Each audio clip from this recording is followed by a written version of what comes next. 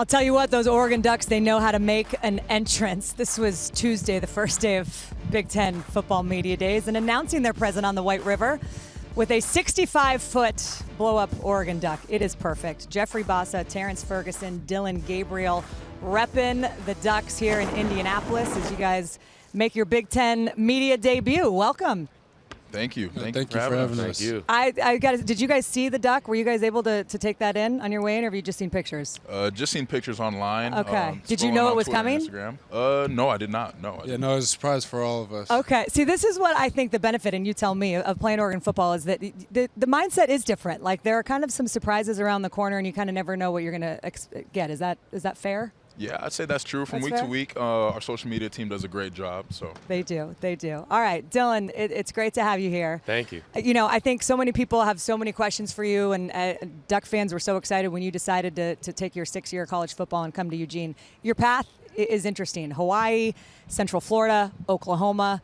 Why was Oregon the right next stop for you? Yeah, well, sorry to my parents for all the travel, but no, Oregon was a very easy decision, probably the easiest decision of my life.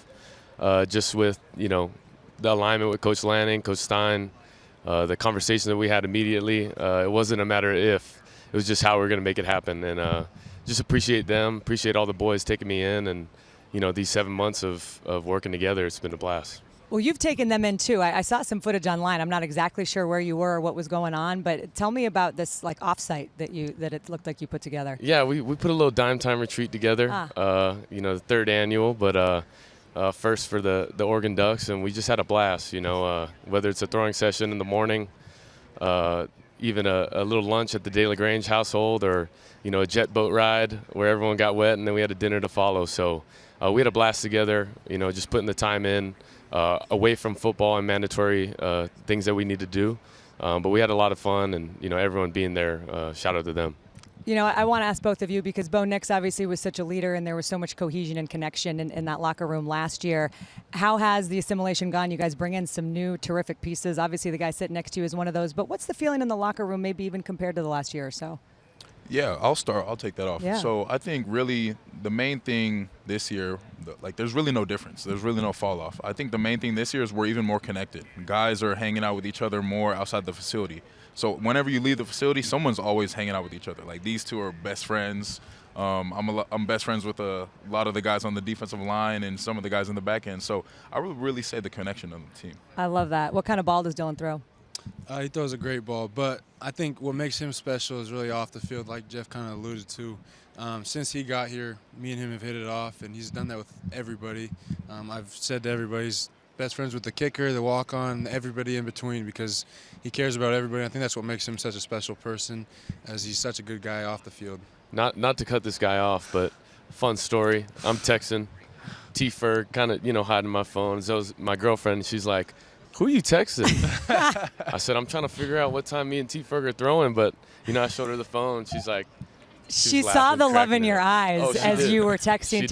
All right, find yourself a quarterback that looks at you the way that Dillon looks at Terrance. I like that. Well, you had a decision to go to the NFL or to stay and come back, and so what went into that, and ultimately, what is the goal for you this year? I did have that decision. I was blessed enough to have that decision. I prayed about it. The Lord put it on my heart to come back, and it makes it easy to come back when there's guys like this and all the transfers and the people that we have returning like Jeff, and all these guys started to stack up of returning, and we all have the same goal. We all want to win a national championship. That's what we came back to do. There's no expectation of anything else. That's all we're coming back to do. So I think it made it easy when you have the talent and the guys coming in that have that mindset. Well, I did bury the lead here. You had the biggest off-season acquisition of everyone. You got engaged this summer? I did get just this last Sunday. This last Sunday? Yeah, so we're... Congratulations. Thank you. And your beautiful bride's name? Sophia. Sophia. Yeah. Lucky lady. Yeah. How did that come together? Were you nervous? It came together good. We there's a Look good at that. I kicked my coverage. This is Telluride, Colorado.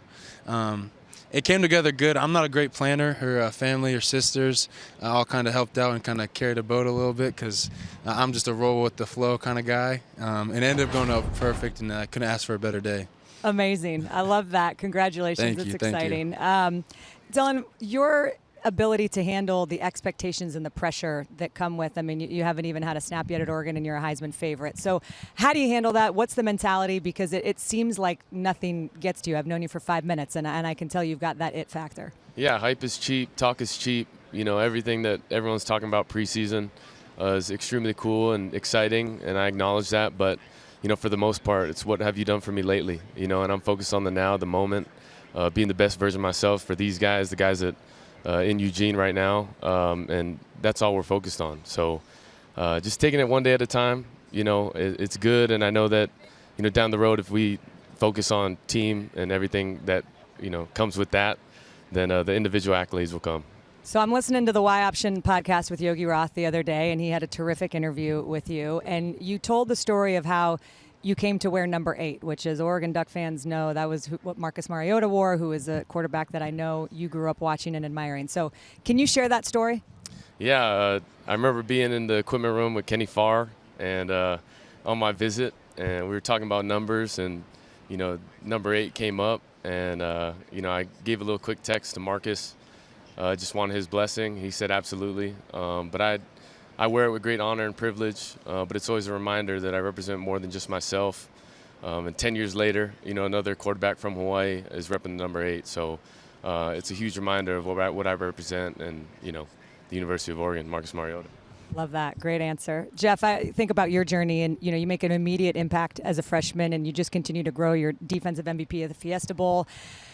I know you're hungry for more, and I know the job is not done yet. Can you try to describe the edge and the mentality of Oregon's defense? Yeah, I would for sure have to say just relentless and nasty. I think Coach Lupoy does a great job, and Coach Lanning coming together with 2 great defensive minds coming together. They just have seen it all, right? So now it's just them instilling that into our mindset, into how we approach every day, right? And I think we have the players in the room to do that as well. So especially with me being a leader on the defense, I think that's also my job to let people know, since I've been here for all 4 years, let people know, like, okay, this is how we do stuff, and this is how we're going to run it. So there's been some people I've heard in the last couple of days talking about that maybe the question is up front on the D-line. There is a group of second-year guys who are the real deal. Can you kind of walk us through what you expect to see up front on that line? Yeah, I think we brought in a lot of great talent with Jamari Caldwell, Derek Harmon coming in from Michigan State, as well as, you know, Keon Ware-Hudson being a key returner. And I think those guys on the edge as well are going to be great for us as well. And, you know, there's really not going to be no fall-off. I know we lost a couple of seniors last year, and I know that those are some big boys up front. And I know they're mean and nasty, and they're ready to get to work. You also pick up a guy in Jabbar Muhammad in the secondary. I'm just going to ask you about, you know, does he make your life hard in practice? He does. You know, we go after it. We've had a bunch of fun competing, but, you know, just his skill set, type of person he is. He's great in the locker room, and we need that kind of guy just around us. So. Yeah, I think that he's, you know, when he comes over from Washington, and I know he kind of tormented you guys. We just had the Husky players on the set before this, and they were talking about the rivalry with Oregon and Washington, because I think for Big Ten fans who don't know, I mean, they know you guys are rivals, but I don't know if they know how deep and intense it is. Can you describe, in your words, how you guys feel about the Ducks? Yeah, so if you're driving in the state of Oregon wearing purple, you're not welcomed, and it's the same over there, right? So, whether that's we're playing over there and they're throwing stuff at our bus or doing stuff to our hotel or whatever, and they're over here and our fans are doing stuff to them, it's, you know, it's vice versa. It's real bad blood between the 2 schools. So there's no love lost. There's no love lost between those 2. All right, a lot of Big Ten fans who are getting to know you guys, I think they're excited to understand more, and I think a lot of them I've talked to, what's Autzen Stadium like, and what's Eugene like, and I tell them that the grass is damn green, as Dan Lanning says.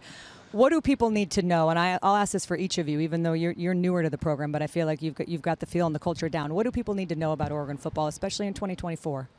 Yeah, I think just tenacious, disciplined, very energetic, love the game of football, but are very competitive, you know, and we have a very clear vision of what we want to do, and we're focused on winning.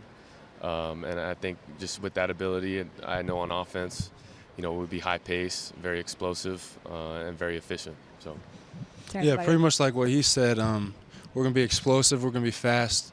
I think a big thing that people don't know about us, we're going to be tough. We're going to be physical. We're going to run the ball well, and we're going to take pride up front, and the defense is going to handle business. I think a lot of people overlook that, being a West Coast Pac-12 team, but we run the ball and we do it good. So I think that's something that some people don't know about us. Yeah, just like how Terrance was talking about, like our defense, I think nowadays with people seeing Alabama and Georgia as the top defenses, like Oregon is trending in that direction, right? So with our success that we had last year, I think that this program is headed in the right direction defensively. And obviously we know offensively they're going to be explosive, right? But our defense is going to be nasty. We're going to take the ball away, and we're going to make you pay. So yeah, I think people keep asking what's the style of play, and these teams coming from the West Coast, and I think they're going to find out pretty soon. Last thing before we let you go, if you could ask Dan Lanning any question and he had to answer it honestly, what would you ask him? Ooh, wow, that's a good one. You want to take this one, Dillon? You want to go first? That's hard. Don't put this one on me. You know, I can. Well, this is the test to see how good you are under pressure. I mean, you can talk about it, but. That's a good one. Okay. I got a hard question for him. Okay, all right. What was his favorite stop? And it can't be coaches speak, political answer. I want the real, like, favorite stop and what. Favorite place he's coached, you mean? And then, all aspects, food, living. Okay. Not just the team, because clearly his favorite team is the one that's sitting right here. Yeah, of course. All right, what would you ask him? I'd probably ask him why we go full pads every day. He likes that one a lot. Mod bracket every Tuesday. Autumn drills. I would ask him, does he dress himself or does his wife dress him? Because some days he comes in the facility a little questionable. So, yeah. Like some days he's bringing it and some days he's not. Yeah. Okay. See, now you guys just did Dave Revson's work for him because Dan Lanning's going to be on the set and Dave's going to be able to ask him all these questions.